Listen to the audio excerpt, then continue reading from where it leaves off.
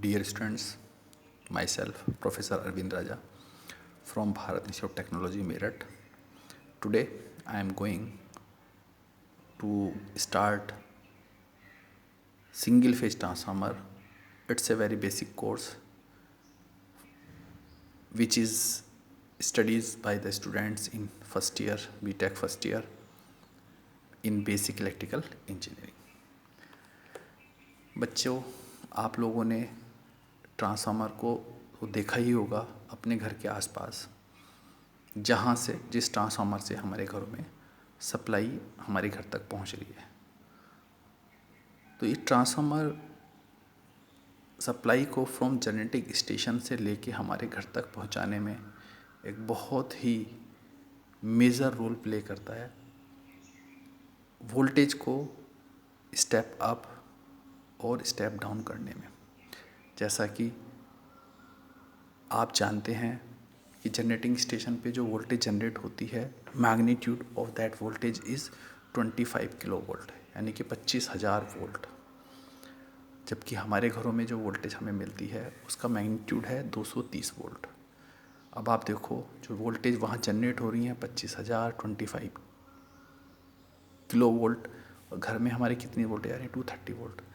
तो how it is possible कि जो जनरेटिंग स्टेशन पे जनरेट हो रही हैं 25 किलो वोल्ट, देन हम उनको ट्रांसमिट करते हैं थ्रू ट्रांसमिशन लाइन, और ट्रांसमिट करने के लिए हम उसको 25 किलो वोल्ट में ही ट्रांसमिट नहीं करते, हम उसको फर्दर और स्टेप अप करते हैं, उसका लेवल ले जाते हैं up to 66 kilo volt, 132 kilo volt, 400 kilo volt, 220 kilo volt.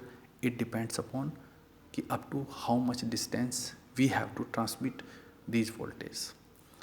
वहीं जब बात आती है एट रिसीविंग एंड, और यू कैन से हमारे घर के पास, तो हमें फिर से उस वोल्टेज को वापस स्टेप डाउन करना पड़ता है।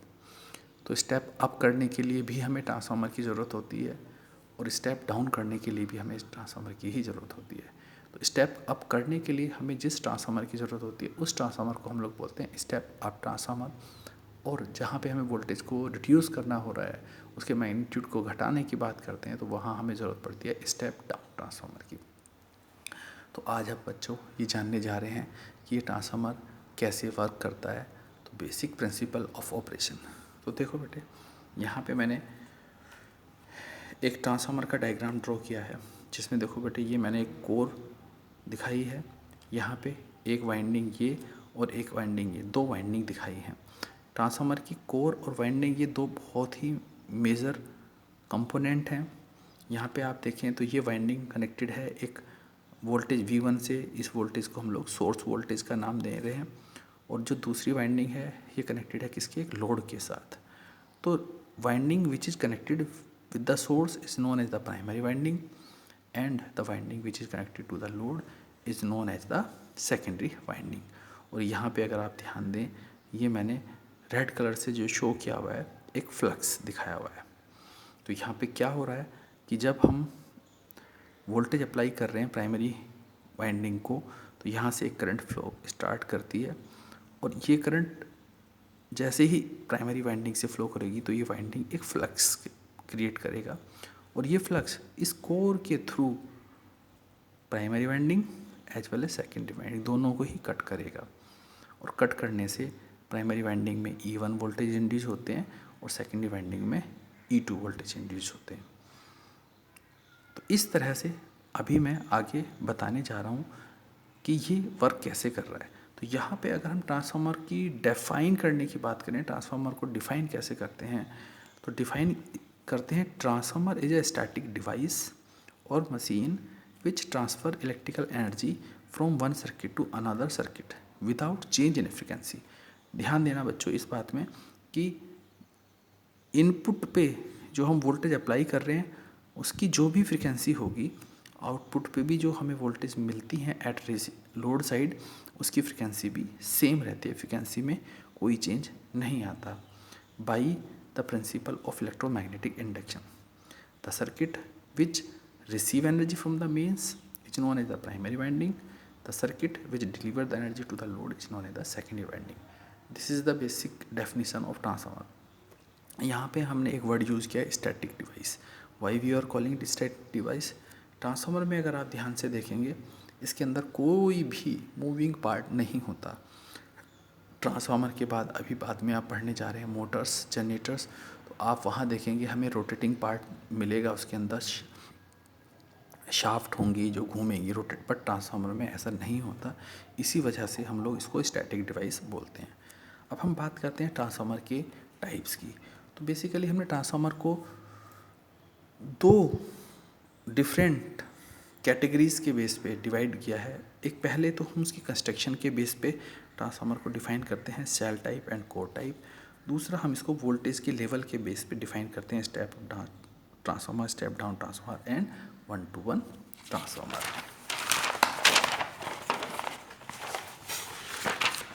अभी आप देखें तो यहाँ हम सबसे पहले बात करते हैं कंस्ट्रक्शन के बेस पे। तो कंस्ट्रक्शंस के बेस पे पहले हम बात कर रहे हैं सेल टाइप ट्रांसफार्मर की। तो अगर आप यहाँ ध्यान दें, ये हमने कोर को डिनोट किया हुआ है, बीच में ये जो रेड और ब्लू कलर की नज़र आ रही है ये हमारी वाइंडिंग्स हैं। तो अगर मैं कोर को यहाँ से इस तरह से ये ऐसे जाके यहाँ तक आऊँ तो आप देखेंगे ये एक ई शेप की कोर बनेगी। और अगर आप यहाँ से यहाँ पर देखें तो ये आई शेप की। तो जब हम बात करते हैं सेल टाइप ट्रांसफार्मर की और उसमें आपसे पूछा जाए कि कोर की शेप कैसी होती है, तो आप क्या कहेंगे? ई टाइप एंड आई टाइप। फिर बात करते हैं वाइंडिंग्स की। तो वाइंडिंग्स में देखो बच्चों, हमने एक रेड कलर से जो वाइंडिंग दिखाई हैं वो कोर के एडजेसेंट हैं, और जो ब्लू कलर की वाइंडिंग्स हैं वो कोर से थोड़ा सा दूरी पर हैं, डिस्टेंस पे हैं। तो रेड कलर वाली वाइंडिंग को जो कोर के पास हैं उसको हमने लो वोल्टेज वाइंडिंग कहा है, और ब्लू कलर को हमने हाई वोल्टेज वाइंडिंग कहा है। तो बेटे इस बात का बहुत ध्यान रखा जाता है कि लो वोल्टेज वाइंडिंग कोर के पास हो और हाई वोल्टेज वाइंडिंग कोर से थोड़ा दूर हो। ऐसा हम क्यों करते हैं? क्योंकि इस वाइंडिंग को कोर से आइसोलेट करने के लिए हमें यहाँ पे जो गैप है उसमें इंसुलेशन लगाना होता है। सोचो ज़रा, अगर यहाँ हाई वोल्टेज इसके पास होती तो हमें ज़्यादा इंसुलेशन लगाना पड़ता, लेकिन अगर लो वोल्टेज यहाँ पर है तो कम इंसुलेशन से ही हमारा काम चल जाता है। तो ऐसा करने से क्या होगा, हमारा ट्रांसफार्मर का साइज़ भी घट जाता है और इंसुलेशन की कॉस्ट भी हमारी कम हो जाती है। तो हम इसीलिए लो वोल्टेज वाइंडिंग को कोर के पास रखते हैं। तो अगर कभी आपसे पूछा जाए कि why we place low voltage winding near the core and high voltage winding away from the core, तो simply you have to answer to reduce the cost of the transformer and to reduce the size of the transformer। और अगर हम बात करें definition की, तो आप यहाँ देखें जो वाइंडिंग्स हैं हमारी वो कोर ने चारों ओर से इसको सराउंड किया हुआ है। तो यहाँ पे कहा जाता है in case of shell type transformer winding surrounded by the core. अब हम बात करते हैं एक और ट्रांसफार्मर की जिसका नाम है कोर टाइप ट्रांसफार्मर। अगर आप यहाँ पे देखें कोर टाइप में कोर की शेप यहाँ से लेके यहाँ तक अगर आप देखें और यहाँ तक, तो ये एक सी शेप और आई शेप। तो अगर टाइप ऑफ द कोर की बात करेंगे तो C type and I type. फिर से वाइंडिंग देखें, red colour and blue colour. Red colour को कोर के पास रखा गया है एंड ब्लू कलर को कोर से दूर। तो कोर के पास वाली वाइंडिंग को हम लोग क्या बोलते हैं? लो वोल्टेज वाइंडिंग। और कोर से दूर वाली वाइंडिंग को हम लोग क्या बोलते हैं? High voltage winding. Reason again same, why we place low voltage winding near the core and high voltage winding away from the core to save the cost, to reduce the cost of the transformer and to reduce the size of the transformer। यहाँ पे अगर हम बात करें इसकी definition की, तो आप देखते हैं कोर को वाइंडिंग ने चारों ओर से सराउंड करके रखा हुआ है। That's why in case of core type transformer we say core surrounded by the winding. Now on the basis of voltage level, so on the basis of voltage level there are three type of transformer. First is a step up transformer. If number of turns of secondary winding, let's N2 and primary winding N1, if N2 is greater than N1 then it is called step up transformer. If number of turns of secondary winding is less than number of turns of primary winding, then it is called step down transformer. If number of turns of primary winding and secondary winding both are equal, then it is called 1-to-1 transformer. इसके बाद हम लोग बात करते हैं बेटे ideal transformer की। तो अगर हम आइडियल ट्रांसफार्मर की बात करते हैं तो आइडियल एक्चुअली ट्रांसफार्मर दो तरह के हम लोग डिफर करेंगे। एक होता है आइडियल ट्रांसफार्मर, दूसरा होता है रियल ट्रांसफार्मर, और यू कैन से प्रैक्टिकल ट्रांसफार्मर। तो प्रैक्टिकल ट्रांसफार्मर को थोड़ा अच्छे से समझने के लिए पहले हम लोग उसको आइडियल मानते हुए समझने की कोशिश करते हैं, क्योंकि आइडियल में हम ये कुछ 4 डिफरेंट हैं जो हमने चीज़ें अजम्पशंस लिए हुए हैं, कुछ चीज़ों को इग्नोर किया है ड्यूरिंग आइडियल कहते समय। जैसा कि हम पहला पॉइंट कह रहे हैं, अगर ट्रांसफार्मर आइडियल है, जैसा कि ट्रांसफार्मर में आप देख रहे हैं 2 वाइंडिंग होती हैं, एक प्राइमरी वाइंडिंग और एक सेकेंडरी वाइंडिंग। वाइंडिंग है तो ऑब्वियसली उनकी रेजिस्टेंस भी होंगी, क्योंकि वाइंडिंग किसकी बनी होती है, कॉपर की। तो प्राइमरी वाइंडिंग की भी कुछ रेजिस्टेंस होगी जिसको हम आगे चल के R1 से डिनोट करेंगे, और सेकेंडरी वाइंडिंग की भी कुछ रेजिस्टेंस होगी जिसे हम आगे चल के R2 से डिनोट करेंगे। बट इफ़ वी से ट्रांसफार्मर इज एन आइडियल, तो हम कहते हैं कि वाइंडिंग की रेजिस्टेंस 0 होगी, no winding resistance. Like the same way आप क्या देखते हैं, प्राइमरी वाइंडिंग से जब करंट फ्लो करती है तो प्राइमरी वाइंडिंग अपना एक फ्लक्स क्रिएट करती है। वो flux through core secondary winding तक जाके लिंक होगा। प्रैक्टिकली अगर आप बात करें तो जितना फ्लक्स प्राइमरी वाइंडिंग बनाती है, क्रिएट करती है, वो पूरा फ्लक्स सेकेंडरी वाइंडिंग तक नहीं पहुंच पाता। कुछ फ्लक्स एयर में लीक हो जाता है। बट अगर हम बात करें आइडियली तो लीकेज फ्लक्स भी 0 होता है। हम ये मानते हैं कि जितना फ्लक्स प्राइमरी वाइंडिंग ने बनाया है वो पूरा का पूरा फ्लक्स कहाँ तक, सेकेंडरी वाइंडिंग तक पहुँच रहा है। इसी तरह से हम बात कहते हैं नो आयरन लॉस। जैसा कि आप जानते हैं कोर हमारी किसकी बनी होती है, आयरन की। बट अगर हम कहें आइडियल ट्रांसफार्मर तो कोर के अंदर जो होने वाली लॉस हैं, कौन कौन से loss, eddy current loss and hysteresis loss, वो दोनों ही लॉस हमारे कैसे होते हैं, नेग्लेजिबल। कब, अगर आइडियल की बात करें। लास्ट पॉइंट है जीरो मैग्नेटाइजिंग करंट। कोर को मैग्नेटाइज करने के लिए कुछ करंट की रिक्वायरमेंट होती है, बट अगर हम बात करें आइडियल ट्रांसफार्मर की तो यहाँ पे हम कहेंगे कि हमें कोर को मैग्नेटाइज करने के लिए भी करंट की रिक्वायरमेंट नहीं होती। That's why we call zero magnetising current. ये 4 कंडीशंस हैं हमारे आइडियल ट्रांसफार्मर की। इनको कंसिडर करते हुए अब हम ट्रांसफार्मर की वर्किंग को एक्सप्लेन कर रहे हैं। तो सबसे पहले जब हम बात करते हैं वो बात करते हैं ईएमएफ इक्वेशन की। देखो यहाँ पे बच्चों हमने दिखाया है, ये कोर, यहाँ प्राइमरी वाइंडिंग, ये सेकेंडरी वाइंडिंग। प्राइमरी वाइंडिंग के टर्न्स को मैंने N1 से, सेकेंडरी वाइंडिंग के टर्न्स को मैंने N2 से।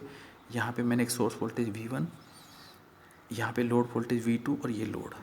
अब आप देखिए बच्चों, जैसे ही हमने सोर्स कनेक्ट किया V1 तो यहाँ से करंट फ्लो करने लगती है I1 प्राइमरी में, और ये वाइंडिंग जैसे ही कुछ फ्लक्स बनाएगी तो आप देखो बेटे, ये फ्लक्स, कुछ फ्लक्स तो यहाँ से एयर के थ्रू इस तरह से और इस तरह से, और कुछ फ्लक्स कोर के थ्रू यहाँ सेकेंडरी वाइंडिंग तक जा रहा है।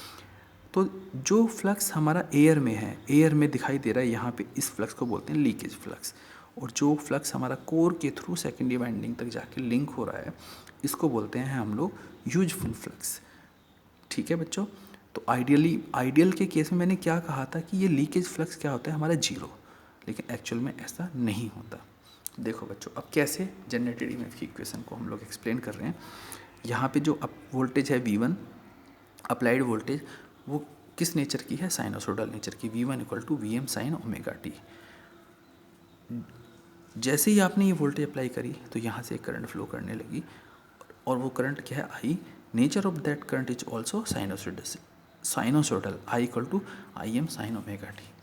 और ये करंट जैसे ही इस वाइंडिंग से फ्लो करने लगी तो इस वाइंडिंग ने भी एक अपना फ्लक्स बनाया, और उस फ्लक्स की नेचर जो phi = Im sin ωt, nature of that flux is also sinusoidal. फिर now according to Faraday's law of electromagnetic induction, if you see hair,